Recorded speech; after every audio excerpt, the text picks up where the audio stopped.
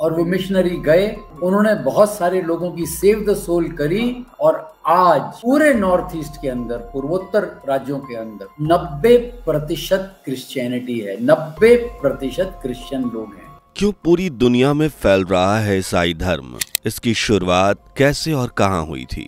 भारत में ईसाई धर्म ने कैसे पैर पसारे और आज इस धर्म से जुड़े कौन कौन से देश हैं? अगर आप भी जानना चाहते हैं इन सवालों के जवाब तो हमारे साथ वीडियो के लास्ट तक बने रहें। दोस्तों, ईसाई धर्म यीशु के जीवन और शिक्षाओं पर आधारित एक अब्राहमिक एकश्वरवादी धर्म है जिसे दुनिया का सबसे बड़ा धर्म माना जाता है। बता दें, ईसाई धर्म को मानने वालों की संख्या आज करीब 2.4 अरब है, जो कि लगभग 7.2 अरब लोगों में से हैं और दुनिया की लगभग 1/3 आबादी इस धर्म से जुड़ी हुई है। लेकिन सवाल ये उठता है कि आखिर इस धर्म की उत्पत्ति कैसे हुई और किस तरह ये भारत के साथ पूरे विश्व में फैला। तो इसे जानने के लिए फटाफट से वीडियो को लाइक शेयर करके हमारे चैनल को सब्सक्राइब कर लीजिए। दोस्तों, ऐसा कहा जाता है कि ईसाई धर्म की शुरुआत रोमन साम्राज्य के एक प्रांत यहूदियों में हुई थी और इस धर्म के प्रमोटर ईसा मसीह यानी जीसस क्राइस्ट थे, जिनका जन्म रोमन साम्राज्य के गैलीली प्रांत के नजरत नामक जगह पर 6 ईसा पूर्व में हुआ था और इनकी मां का नाम मेरी यानी मरियम था। ऐसा कहा जाता है कि ईसा मसीह बिना फादर के पैदा हुए थे, हालांकि बाद में जोसेफ इनके पिता कहलाए। इसलिए मैरी को ईसाई धर्म में वर्जिन मैरी और ईसा मसीह को ईश्वर का भेजा हुआ दिव्य पुरुष माना जाता है। ईसा मसीह के जन्म के समय यहूदी लोग रोमन साम्राज्य के अधीन थे और उससे मुक्ति पाना चाहते थे। इन्हीं के लिए ईसा मसीह को दुनिया में भेजा गया। बता दें कि उनके पास कुछ अलौकिक शक्तियां भी थीं, जिसके जरिए वो बीमार लोगों की मदद किया करते थे, जिसके चलते कई यहूदी उनकी तरफ अट्रैक्ट होने लगे और उनके शिष्य बन गए। उनकी बढ़ती पॉपुलैरिटी को देखते हुए कुछ रोमन अधिकारियों ने उन पर झूठे इल्जाम लगाकर उन्हें सूली पर चढ़ा दिया, जिसके बाद ईसा मसीह के शिष्यों ने उनकी शिक्षाओं को लोगों तक पहुंचाने का काम किया और सबसे पहले फिलिस्तीन में ईसाई धर्म का प्रचार किया, जहां से वो रोम और फिर पूरे यूरोप में फैला, जिसमें एक ईसाई समुदाय का विकास हुआ और समय के साथ ईसाई धर्म पूरी दुनिया भर में फैल गया और इतिहास में सबसे प्रभावशाली धर्मों में से एक बन गया। बता दें, ईसाई धर्म के कई संप्रदाय भी हैं, जिनमें कैथोलिक धर्म और प्रोटेस्टेंटवाद, ईस्टर्न ऑर्थोडॉक्स जैसे संप्रदाय शामिल हैं। ठीक वैसे ही जैसे शिया और सुन्नी इस्लाम के अलग अलग संप्रदाय हैं, लेकिन इन सब में सबसे ज्यादा अनुयायी जिस संप्रदाय के हैं वो है कैथोलिक। बता दें, कैथोलिक संप्रदाय से जुड़े लोगों की संख्या दुनिया भर में 1.2 बिलियन के करीब है, जबकि पोप को चर्च का प्रमुख माना जाता है। लेकिन कैथोलिक और प्रोटेस्टेंट संप्रदाय के बीच हमेशा अंतर देखने को मिलता है और इसी वजह से इनमें मतभेद भी बने हुए हैं। जैसे कैथोलिक धर्म और प्रोटेस्टेंट धर्म के बीच एक बड़ा अंतर सफिशिएंसी ऑफ स्क्रिप्चर्स का है और अधिकार का मुद्दा है। प्रोटेस्टेंट मानते हैं कि ईश्वर न केवल बाइबल को मानव जाति के लिए भेज चुके हैं और ये हमें वो सब सिखाती है जो पाप से हमें मुक्ति दिला सकता है, यानी प्रोटेस्टेंट बाइबल को एक ऐसे मानक के रूप में देखते हैं जिनके द्वारा वो अपने सभी पापों से छुटकारा पा सकते हैं। जबकि कैथोलिक इस बात को नहीं मानते, बल्कि उनका कहना है कि बाइबल के साथ साथ पवित्र रोमन कैथोलिक परंपराओं का पालन भी करना चाहिए। इसके अलावा कैथोलिक और प्रोटेस्टेंट के बीच एक और अंतर पोप के पद और अधिकार को लेकर देखने को मिलता है।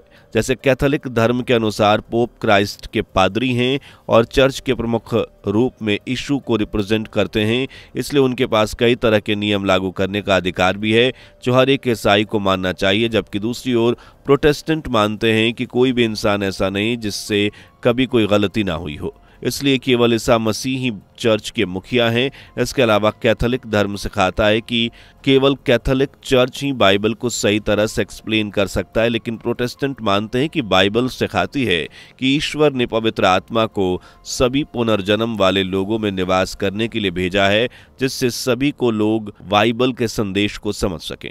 इसके अलावा रोमन कैथोलिक वाले मरियम की भी आराधना करते हैं और यीशु की मूर्ति बनाकर उनकी मूर्ति के सामने घुटने टेकते हैं, जबकि प्रोटेस्टेंट संप्रदाय से जुड़े लोग ऐसा नहीं करते। वो किसी भी मूर्ति के सामने ना तो घुटने टेकते हैं और ना ही मरियम की पूजा करते हैं। वे लोग सिर्फ बाइबल में जो लिखा है उसी के अनुसार चलते हैं। साथ ही प्रोटेस्टेंट और कैथोलिक के बीच मृत्यु के बाद के जीवन को लेकर भी मतभेद है। दरअसल कैथोलिक मानते हैं कि केवल ईसा मसीह में विश्वास करके इंसान स्वर्ग नहीं पा सकता, बल्कि उनसे जो दुनिया में गलत काम हुए हैं उसे पहले उनकी सजा भुगतनी होगी। जबकि प्रोटेस्टेंट मानता है कि अकेले ईसा मसीह पर विश्वास करने से स्वर्ग में जगह मिल जाती है। बता दें, कैथोलिक धर्म को मानने वाले लोग आपको सबसे ज्यादा मैक्सिको और फिलीपींस के बाद संयुक्त राज्य अमेरिका में देखने को मिल जाएंगे, जहां दुनिया की चौथी सबसे बड़ी कैथोलिक आबादी है। इसके अलावा बात करें ईसाई धर्म कितने देशों में फैला हुआ है, तो इसमें यूरोप, रूस, अमेरिका, दक्षिण अमेरिका, अफ्रीका के कुछ हिस्से, तिमोर लेस्ते, फिलीपींस और ओशिनिया जैसे ज्यादातर हिस्सों में ईसाई धर्म प्रमुख धर्म है। हालांकि मध्य पूर्व और इंडोनेशिया के क्षेत्रों में आपको ईसाई धर्म केवल छोटे पैमाने पर ही देखने को मिलेगा। दुनिया भर के लगभग 21 देशों में ईसाई धर्म को राज्य धर्म माना गया है। बता दें कि इन देशों में इंग्लैंड, ग्रीस, आइसलैंड शामिल है, लेकिन सबसे ज्यादा आबादी रखने वाला जो देश है वो है संयुक्त राज्य अमेरिका, जो इस मामले में सबसे आगे है, जहां लगभग 230 मिलियन ईसाई रहते हैं। वहीं ब्राजील में भी ईसाइयों की संख्या बहुत ज्यादा है। इसके अलावा वेटिकन सिटी में भी आपको चारों तरफ ईसाई ही देखने को मिलेंगे। वहीं अपने भारत में भी ईसाइयों की 2 करोड़ से ज्यादा आबादी निवास करती है। लेकिन ये धर्म भारत में आया कैसे, चलिए ये भी जान लेते हैं। दोस्तों, ईसाई धर्म भारत के प्रमुख धर्मों में से एक है। गोवा और मिजोरम में इसे मानने वालों की संख्या सबसे ज्यादा है। वहीं इन 2 शहरों के अलावा केरल में ईसाई धर्म के अनुयायी आपको देखने को मिल सकते हैं। भारत में लगभग 73% ईसाई कैथोलिक संप्रदाय से जुड़े हुए हैं। वहीं ऐसा कहा जाता है कि भारत में ईसाई धर्म की शुरुआत सबसे पहले केरल के तटीय नगर कैंगनौर से हुई थी। ईसा मसीह के 12 प्रमुख शिष्यों में से एक सेंट थॉमस 52 AD में केरल के कांडूगलूर में आए थे और यहाँ आने के बाद सेंट थॉमस ने 7 चर्च बनवाए। साथ ही कुछ दूसरे धर्म के लोगों को भी ईसाई धर्म स्वीकार करने के लिए राजी किया। इसके बाद सेंट थॉमस लोगों का धर्म परिवर्तन करते हुए भारत के पूर्वी तट पर चले गए, वहां से चीन को पार कर गए। लेकिन जब भारत लौटे तो वो मद्रास यानी कि चेन्नई में बस गए और यहाँ के लोगों को ईसाई धर्म की जानकारी देने लगे। पर चेन्नई के लोगों ने नए धर्म को एक्सेप्ट नहीं किया। वहीं ये भी कहा जाता है कि इसके बाद यहाँ के लोगों ने सेंट थॉमस पर अत्याचार करना शुरू कर दिया था और एक गुफा में उनकी जान ले ली थी। चेन्नई में ये जगह सेंट थॉमस माउंट के नाम से आज भी फेमस है। तो दोस्तों, इस तरह भारत में ईसाई धर्म ने अपने कदम रखे।